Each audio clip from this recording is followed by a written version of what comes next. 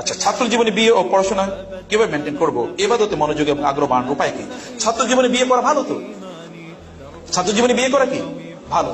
তাইলে আপনার 2 নম্বরই কাজে সময় ব্যয় হবে না।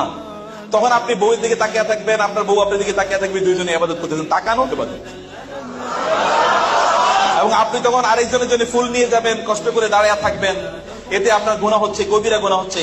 আর আপনার ওয়াইফের জন্য আপনি ফুল নিয়ে গেলেন, এটাও আপনার জন্য সওয়াব হয়ে যাবে। তখন আপনার টাকা পয়সা নাই, মসজিদের টাকা পয়সা দেওয়ার মতো নাই, কিন্তু আপনার পকেটে 10 টাকা আছে, বউয়ের জন্য 10 টাকা দিয়ে চকলেট কিনে নিয়ে গেলেন, আল্লাহ তাআলা বললেন দাও, এটাও তোমাদের জন্য ইবাদত। অতএব দুইজন মিলে ইবাদত করবেন, গ্রো টুগেদার, একসাথে ইবাদত করবেন। বিয়ে মিয়া যৌবনে না করলে বুড়া বয়সে বিয়ে করবেন, তখন আপনি বিয়ে করা দরকার কি? তখন আপনি বিয়ে করে দেবে, already you are half dead, অর্ধমৃত। রাসূল বলেছেন তুমি যৌবনে বিয়ে করো, তাহলে তোমরা কি উভয়ে আনন্দ ফুর্তি করতে পারবে, এটা তো আনন্দের বয়স।